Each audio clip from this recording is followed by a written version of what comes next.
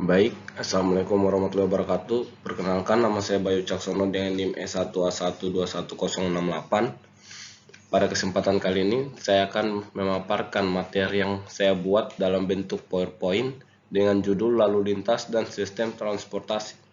Mungkin langsung saja kita ke materi. Manajemen lalu lintas.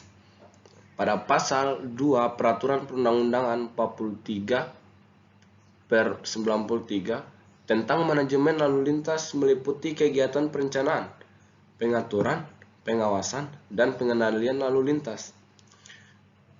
Manajemen lalu lintas bertujuan untuk keselamatan, keamanan, ketertiban, dan kelancaran lalu lintas.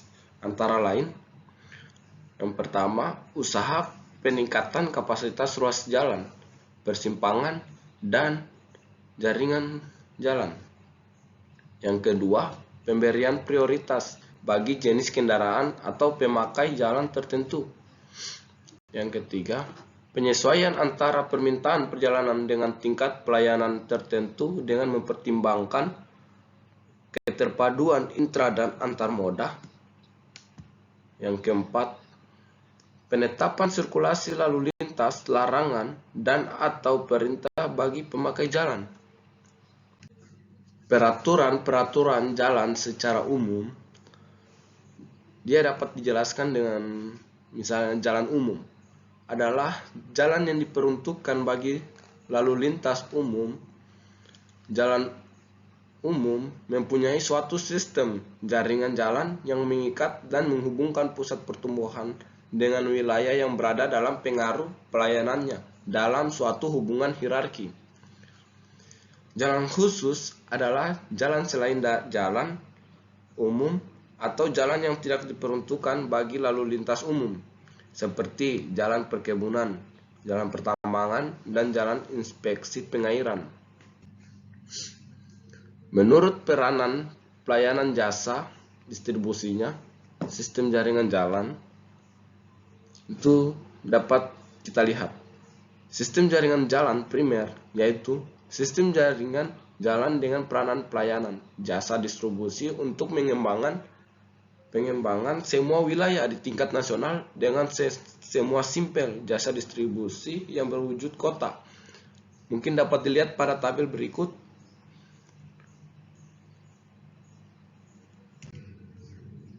Sistem jaringan jalan sekunder yaitu sistem jaringan jalan dengan peranan pelayanan jasa distribusi untuk masyarakat di dalam kota. Ini mungkin tabelnya bisa dilihat.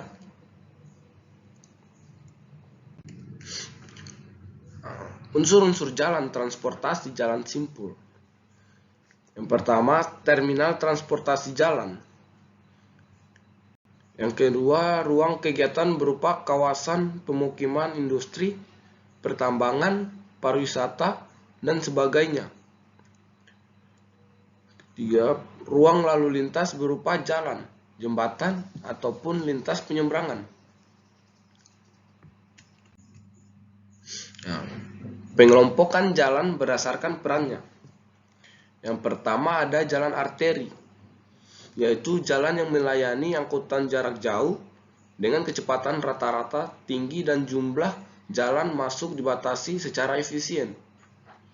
Yang kedua ada jalan kolektor, yaitu jalan yang melayani angkutan pengumpulan dan pembagian dengan ciri-ciri merupakan perjalanan jarak sedang dengan kecepatan rata-rata sedang dan jumlah jalan masuk dibatasi.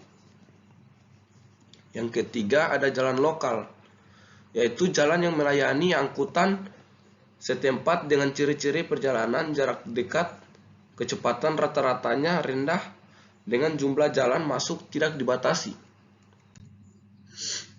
Pada Peraturan Nomor 43 Tahun 1993 tentang Prasarana dan UU LLAJ Nomor 14/1992 yang merupakan peraturan pelaksanaan dari pembagian kelas adalah: yang pertama ada jalan arteri kelas 1, dilalui kendaraan bermotor termasuk muatan dengan ukuran lebar tidak melebihi 2.500 mm, ukuran panjang tidak melebihi 10.000 mm, dan muatan sumbut terberat yang diizinkan lebih besar dari 10 ton. Yang kedua ada jalan arteri kelas 2 yang dilalui kendaraan bermotor termasuk muatan dengan ukuran lebar tidak melebihi 2500 mm, ukuran panjang tidak melebihi 18.000 mm, dan muatan sumbu terberat diizinkan 10 ton. Jalan kolektor kelas 3A, dia dilalui kendaraan bermotor termasuk muatan dengan ukuran lebar tidak melebihi 2500 mm, ukuran panjang tidak melebihi 18.000 mm, dan muatan sumbu terberat yang diizinkan dia hanya 8 ton. Kemudian jalan kolektor kelas 3B dilalui kendaraan bermotor termasuk muatan dengan ukuran lebar tidak melebihi 2500 mm, ukuran panjang tidak melebihi 12.000 mm, dan muatan sumbu terberat yang diizinkan 8 ton. Jalan kolektor kelas 3C dilalui kendaraan bermotor termasuk muatan dengan ukuran lebar tidak melebihi 2500 mm, ukuran panjang tidak melebihi 9.000 mm, dan muatan sumbu terberat yang diizinkan 8 ton. Menurut status dan wewenang pembinaannya, jalan dapat dikelompokkan sebagai berikut. Yang pertama ada jalan nasional.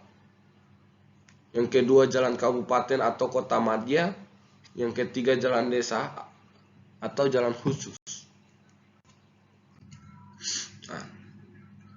Kita masuk ke prasarana jalan bidang transportasi. Jaringan jalan, penataan jaringan jalan, prasarana lingkungan, permukiman harus terencana dan teratur dengan hierarki yang berjenjang. Di daerah perkotaan memungkinkan adanya keterpaduan sistem jaringan jalan untuk angkutan perkotaan yang selamat, aman, cepat, lancar, tertib, teratur, dan massal. Dengan sistem jaringan jalan lingkungan yang menampung jasa berbagai moda angkutan berkecepatan sedang untuk mobilitas manusia dan atau barang. Di daerah perdesaan memungkinkan adanya pengembangan keterpaduan sistem jaringan jalan untuk angkutan antar desa dengan sistem jaringan jalan angkutan intradesa. Sistem jaringan primer. Menurut ketentuan tata ruang dan struktur pengembangan wilayah tingkat nasional yang menghubungkan secara menerus PKN, PKW, PKL di bawahnya sampai ke persil di dalam suatu kesatuan wilayah pengembangan dan menghubungkan kota jenjang ke-1 dan kota lain jenjang ke-1 antar satuan wilayah pengembangan. Berdasarkan pengelompokan jalan menurut peranannya, jaringan jalan primer dibagi menjadi 2. Yaitu arteri primer, yaitu jalan yang menghubungkan secara efisien antar pusat kegiatan nasional atau biasa disebut PKN atau antar PKN dengan pusat kegiatan wilayah atau biasa disebut PKW. Kolektor primer yaitu jalan yang menghubungkan secara efisien antara pusat kegiatan nasional atau bisa disebut PKN dengan pusat kegiatan wilayah atau biasa disebut PKW atau antar PKW. Ini mungkin lokal primer menghubungkan PKN dengan persil atau menghubungkan PKW dengan persil atau menghubungkan PKL dengan PKL, kota jenjang ketiga dengan kota jenjang di bawah, kota jenjang ketiga dengan persil atau di bawah kota jenjang ketiga sampai persil. Sistem jaringan sekunder disusun mengikuti ketentuan pengaturan tata ruang kota menghubungkan kawasan-kawasan yang mempunyai fungsi primer, sekunder, sekunder kedua, sekunder ketiga, dan seterusnya sampai perumahan. Berdasarkan pengelompokan jalan menurut perannya, jaringan jalan sekunder terbagi atas arteri sekunder, yaitu menghubungkan kawasan primer dan kawasan sekunder 1 atau menghubungkan kawasan sekunder 1 dengan kawasan sekunder 1 atau menghubungkan kawasan sekunder 1 dengan kawasan sekunder 2. Kolektor sekunder menghubungkan kawasan kawasan sekunder kedua dengan kawasan sekunder kedua, atau menghubungkan kawasan sekunder 2 dengan kawasan sekunder 3. Ada lokal sekunder, yaitu menghubungkan kawasan sekunder 1 dengan perumahan, menghubungkan kawasan sekunder dengan perumahan, dengan sekunder 3 dan seterusnya sampai perumahan. Sistem jaringan jalan perumahan.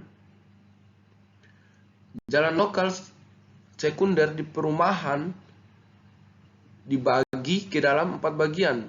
Jalan lokal sekunder 1, jalan lokal sekunder 1 merupakan jalan poros perumahan yang menghubungkan antara jalan kolektor dan pusat aktivitas di perumahan dan berkapasitas jalan yang dapat melayani jumlah kendaraan yang relatif besar, antara 800 sampai 2000 kendaraan per hari.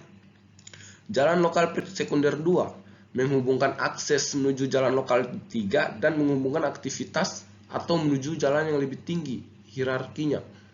Jalan lokal 2 dapat berbentuk loop yang menghubungkan satu jalan kolektor atau jalan arteri pada 2 titik, atau dapat juga berbentuk jalan lurus yang menghubungkan lalu lintas antara jalan kolektor atau jalan arteri.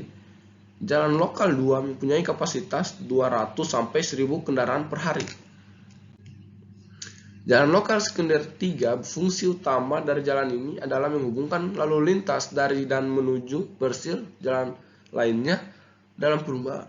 Jalan lokal 3 tidak memberikan pelayanan sebagai jalan lintas. Kapasitas jalan ini adalah kurang dari 350 kendaraan per hari. Jalan lingkungan atau biasa disebut lokal sekunder merupakan jalan yang tidak diperuntukkan untuk kendaraan bermotor roda 4. Dia hanya berfungsi sebagai penghubung untuk pergerakan pejalan kaki seperti pejalan kaki, sepeda motor, kereta dorong, dari Persil ke jalan lokal sekunder 3 atau ke jalan lokal sekunder 2.